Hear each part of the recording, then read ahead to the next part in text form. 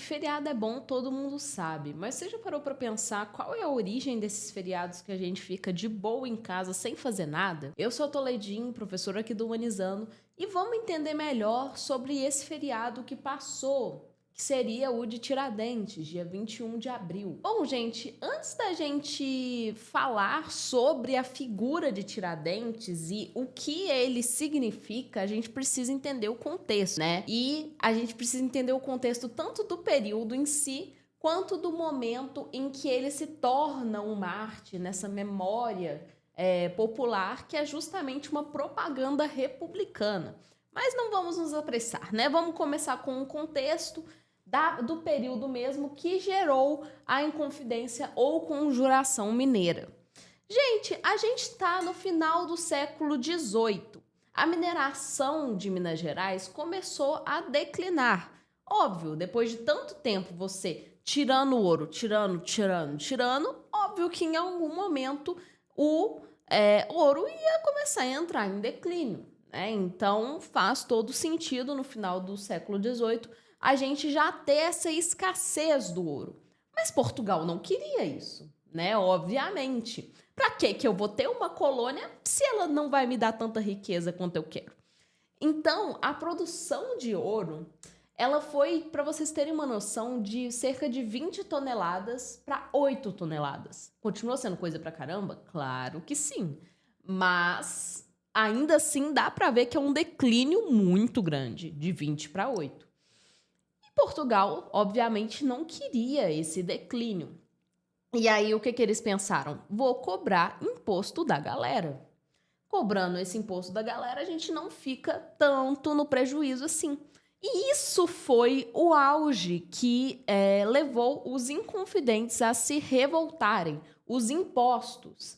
Então, não tinha questão social envolvida, não tinha uma questão de, não, fim da escravidão. Não, a ideia era, a gente não quer pagar esse tanto de imposto pro governo português, pelo amor de Deus, né? Um dos impostos mais famosos é a derrama e o quinto. O que é a derrama e o quinto? A derrama é basicamente o governo português fala: você não atingiu a sua meta, você vai nos dever esta meta, né? Então, se a meta é você me dar tantos quilos de ouro e você não conseguiu atingir essa meta, você vai ter que sanar a sua dívida. Então, muita gente começou a ficar endividado com o governo português, mesmo a galera da elite, porque lembrando sempre, Inconfidência Mineira se trata de um movimento da elite, ok? E o quinto, que o nome já diz mesmo, você tem que dar um quinto para o governo português. Então, se você achou lá tantas quantidades de ouro, 20% vai para a coroa. Então, esse tipo de imposto foi pegando assim no saco da galera da elite mineira, da elite mineradora, dos proprietários de terras. E aí eles começam a arquitetar uma ideia de vamos ficar independente de Portugal? O Brasil inteiro? Não, não. Que Brasil inteiro? Minas Gerais. Porque é uma coisa importante de vocês entenderem, tanto no Império quanto na colônia, eles eram muito mais federalistas do que nacionalistas. As pessoas se identificavam muito mais com a região onde eles nasceram do que com o país em si. Então, por exemplo, a gente aqui do Humanizando é de Minas Gerais. Então, brasileiro? Não, me identifico mais como mineiro. Ou, me identifico mais como baiano. Então, eles tinham essa noção muito mais federalista. Então, a galera da Inconfidência Mineira queria a separação de Minas Gerais de Portugal, ser independente de Portugal. E, dessa forma, proclamar uma república. República Mineira. Então, e para essa Inconfidência, a gente teve influências importantes. O iluminismo, que já sabemos que é a valorização da razão, um movimento intelectual, né, bem racional, contra o absolutismo, muito importante a gente ressaltar isso, que o iluminismo era contra o absolutismo. Contra o absolutismo.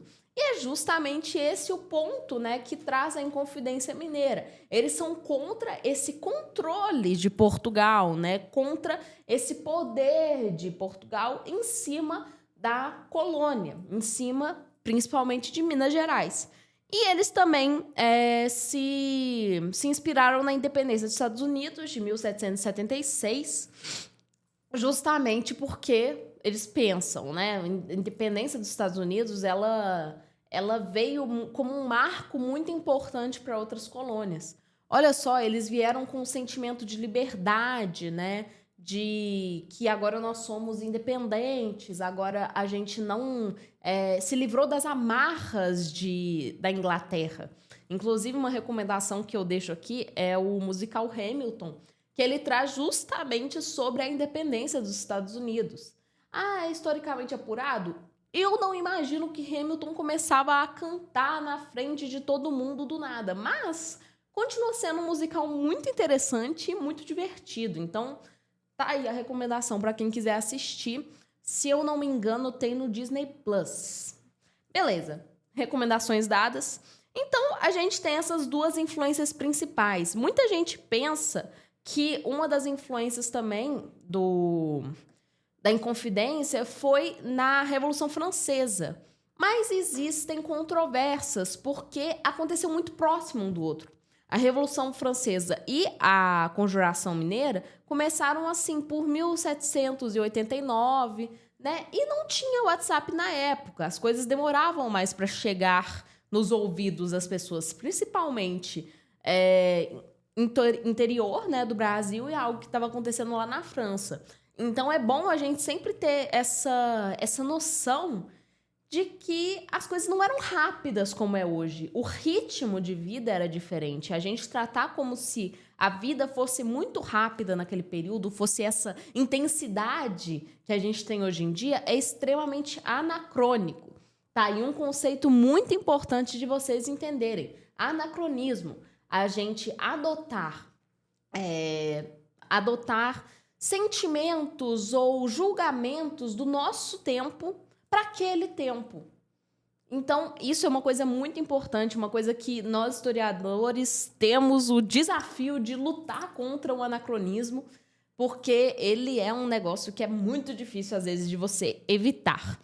Então, beleza, gente. A gente tem essas informações mais lentas, esse movimento de liberdade que ia se criando, né, de independência. Como eu falei, a ideia era a independência a Portugal e você criar uma república. Mas se falar, não, liberdade, né? Então liberdade para todo mundo. Os escravizados vão ser livres? Não. É um movimento da elite. Por que eu vou liberar? Tanto que muitos desses inconfidentes, por assim dizer, muitos deles tinham escravizados. Tiradentes chegou a ter escravizados. Sim, ele não é o pobre coitado que pintam na época republicana. Não, ele tinha dinheiro. Ele não era um pobre coitado, ele tinha escravizados também. Então, é algo que o próprio iluminismo também traz, que é aquela questão de liberdade, mas liberdade para quem? Liberdade para mim, liberdade para os meus camaradas da elite. Por que eu vou dar liberdade para escravizados? Não, a liberdade é para a gente. Então, isso é algo importante de vocês entenderem, porque soa contraditório, porque de fato é.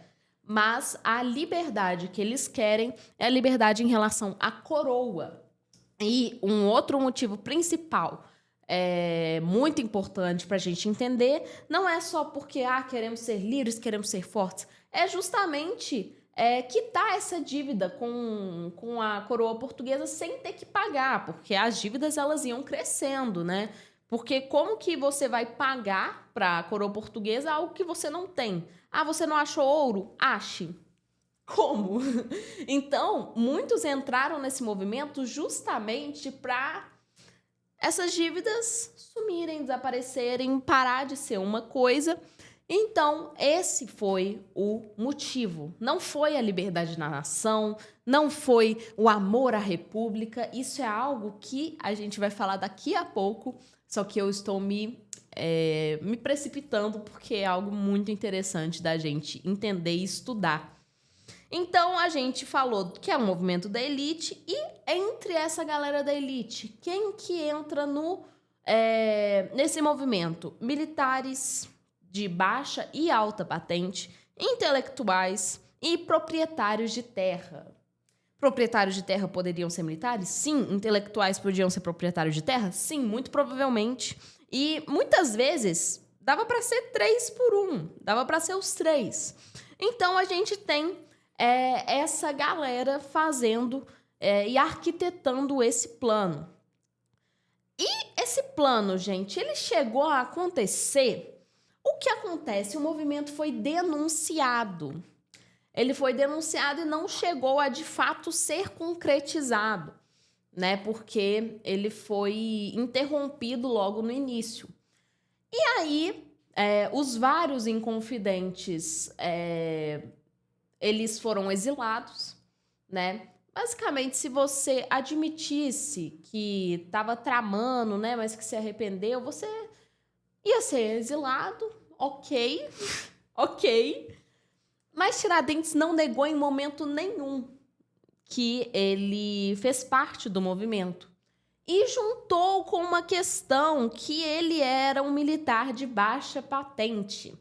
Então, não é porque ele não foi executado porque ele era o mais pobre de todos. Não, isso é uma visão justamente dos republicanos que querem pintar Tiradentes como um herói, né? Aquela famosa jornada do herói que você vê em filmes e séries de é um coitadinho para ser alguém super reconhecido, Naruto vibes. Então, eles queriam trazer isso para Tiradentes, mas Tiradentes não era pobre. Na verdade, ele era classe média alta. Só que não era o mais rico dos inconfidentes. Ele tinha um pouco menos de grana, mas ainda assim tinha grana. O que mais pesava é que ele era um militar de baixa patente, ele era um alferes. E aí, galera, ele não negou em momento algum. Você nega a sua atuação? Não, fiz mesmo, quis fazer. Aí tá. Então, enquanto um monte de gente foi exilado para colônias na África, em exílio em troca de perdão, né, da coroa. Joaquim, não, o nome real de Tiradentes é Joaquim José da Silva Xavier. Uai, se ele é um militar, Toledo, por que o nome dele é Tiradentes? Porque, além de militar, ele também era um dentista. Mas ele era um dentista prático, um dentista que aprendeu com o seu...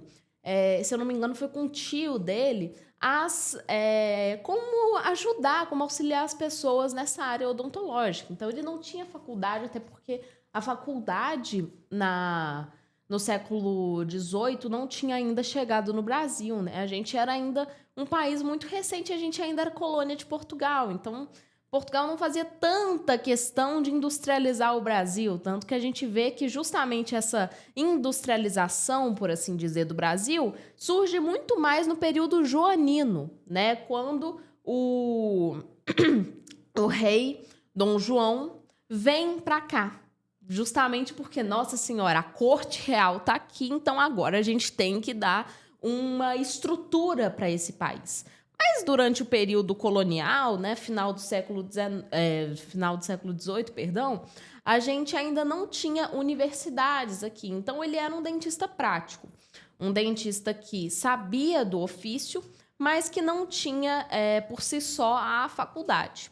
Então, além dele ser um militar, ele também era um dentista. E auxiliava essas pessoas, né? A gente tem, inclusive, curiosidades bem interessantes sobre como era feita essas extrações, né? Que você embebedava a pessoa para ela sentir menos dor. O negócio devia ser meio tenso, né? E ele foi um dos participantes do movimento. Como assim um dos participantes? Ele não foi o principal, ele não foi o protagonista do movimento. Existiram vários outros que foram até mais relevantes, por assim dizer. Mas como a gente falou, ele foi pegado pelo republicanismo para falar: olha só que coitado, olha só, é isso que a coroa faz. Por isso a gente precisa de uma república. Então, é essa a ideia. Ele era um dos participantes, negou, tipo, se curvar, por assim dizer, pela coroa. E, em 1792, ele foi executado no Rio de Janeiro. Ele foi enforcado, esquartejado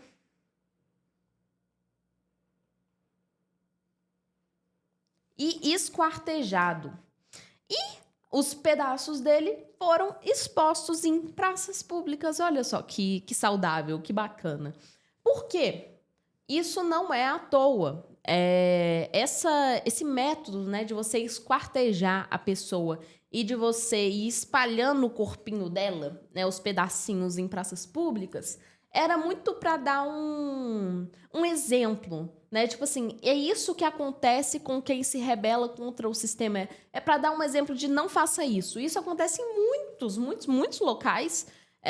Inclusive, na própria Segunda Guerra Mundial, que não faz muito tempo, né? Nem 100 anos, o enforcamento em praça pública acontecia justamente com essa ideia. Assim, você, por exemplo, é comunista, tem ideais comunistas, é isso que vai acontecer com você. Então, é para dar o exemplo. Ninguém mexe com a coroa portuguesa. Se você for contra a coroa portuguesa, é isso que vai acontecer contigo. Então, juntou a questão dele ser um militar de baixa patente, com ele não ter negado o seu envolvimento, que ele foi executado para servir de exemplo. Alguém tinha que servir de exemplo, e foi o Tiradentes. E aí, gente, eu trouxe duas imagens, né? Essa e uma outra de Tiradentes, justamente para a gente fazer uma análise juntinhos aqui. Tiradentes era um militar, como a gente falou. E o método de execução na época da colonial era que você ia ser enforcado, né? Com a cabeça raspada e com a barba feita.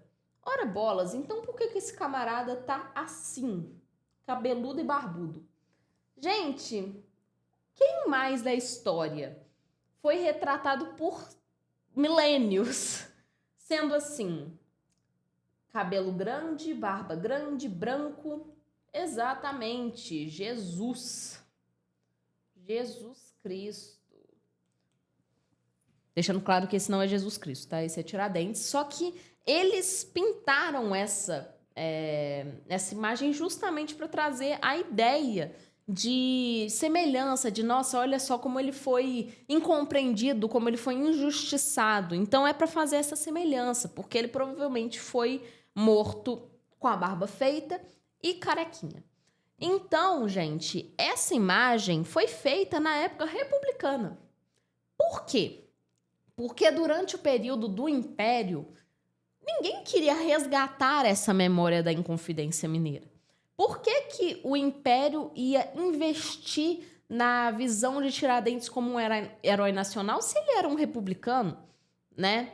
A ideia era justamente esquecer essa memória. Então, olha só como a memória histórica ela é escolhida, ela é manipulada, ela é feita com uma ideia, né? Então, se você viu o Tiradentes como um herói nacional nos livros de história, é porque a ideia dessa memória histórica foi manipulada durante o período republicano. Período este que estamos vivendo, né? Nós somos uma república. Então, no período republicano, eles pensaram, né? Os republicanos, no caso, pensaram: a gente precisa de um herói nacional, a gente precisa de alguém para mostrar como ele lutou pela liberdade, para mostrar que a república não é uma ideia de agora, não é uma ideia de 1889, é uma ideia de muito antes. E aí eles pensaram: plim, plim, plim, Tiradentes. Tiradentes foi um homem da colônia que foi morto por defender os ideais republicanos. Nós podemos usar ele como um herói nacional. E assim foi. Então, Tiradentes foi, dessa forma, começar a manipular a aparência dele, né? Porque a gente não tem menores registros de como ele era. a gente tem registros bem breves. Ele era alto, ele era branco, ele provavelmente era um homem mais forte, mais robusto, mas mais que isso, não. Tudo isso foi uma imagem manipulada, uma imagem criada pelo republicanismo. Então, a gente tem o quê? Esse olhar sereno dele, né? A gente pode ver aqui que ele tem um olhar sereno. Aqui a gente tem corda em volta dele e ele sereno, né? Que é justamente para trazer essa visão. Tem país mais católico do que o Brasil? É um dos países mais católicos do mundo. Então, com mais católicos no mundo, no caso. Então, você associar Tiradentes a Jesus Cristo, né? A uma pessoa que queria a liberdade de seu povo e foi injustiçada e morta, esquartejada, isso vai trazer uma identificação, isso vai fazer as pessoas, né, a população, se identificarem mais com o governo republicano. Então, toda essa memória histórica foi uma estratégia republicana para construir a imagem de Tiradentes como um mártir e como um herói nacional. Isso é muito interessante da gente entender essa semelhança com Jesus Cristo, essa barbona, esse olhar sereno, essa corda no pescoço. E agora, vamos ver uma outra imagem que é muito mais interessante, que é a figura dele esquartejado. E olhem só quantos detalhes que essa imagem tem. A gente tem, beleza, ele esquartejado, vou até dar um zoom aqui.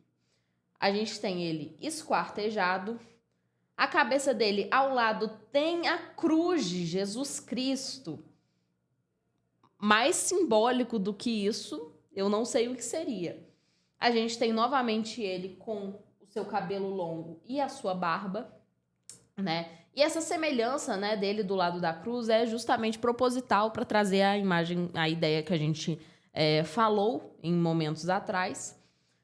E uma coisa, gente, que é o ponto-chave dessa pintura olha o movimento, olha o formato que o corpo dele esquartejado tá trazendo. Vamos formar uma linha aqui. Deixa eu apagar essa parte aqui da cruz para ficar mais claro.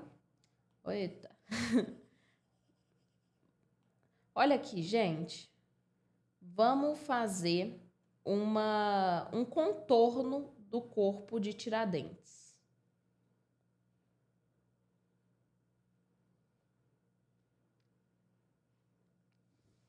Te lembra alguma coisa? Exatamente, gente.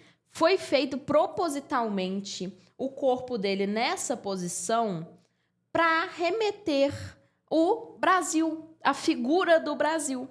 Olha que legal, gente. Eu acho isso um barato. Foi o Pedro Américo que fez em 1893 essa pintura.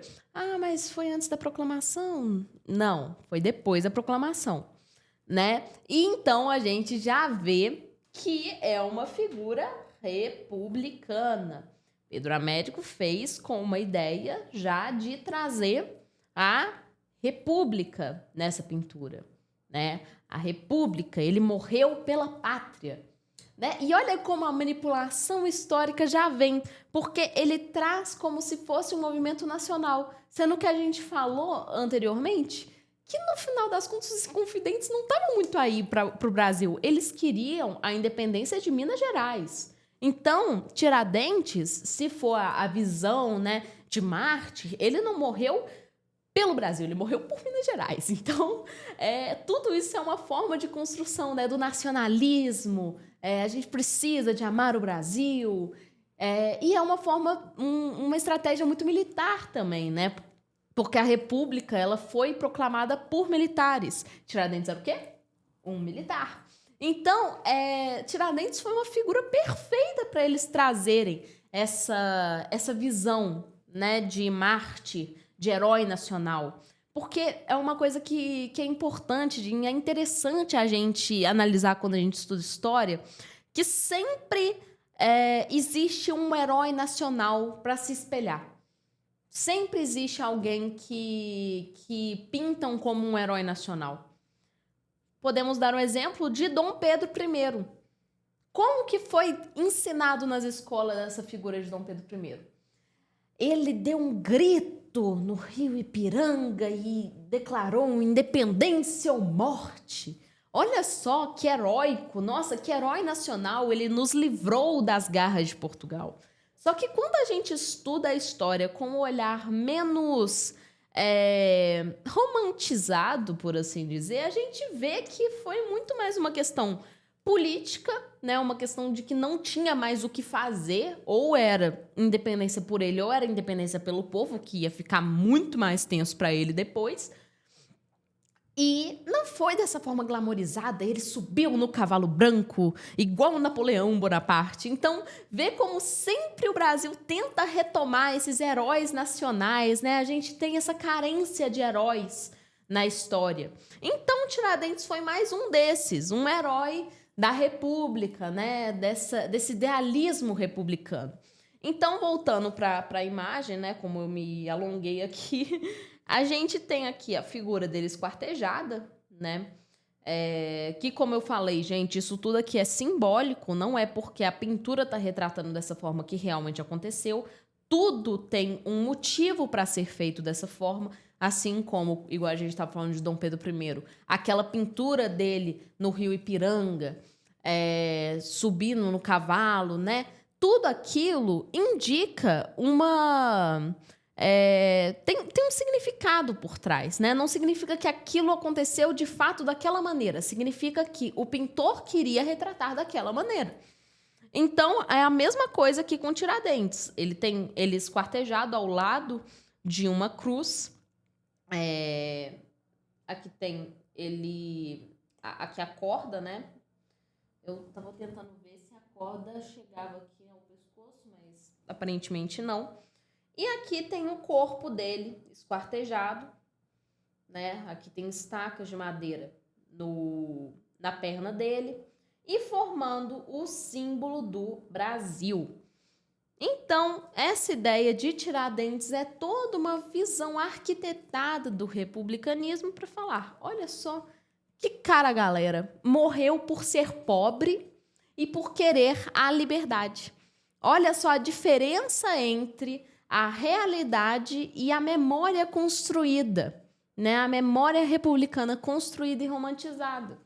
Que ele era um homem pobre, né? Que na verdade ele era um homem classe média alta, tinha escravizados, lutou pela liberdade dos seus companheiros, porque eles queriam o perdão dos impostos, né? Que eles estavam endividados com Portugal.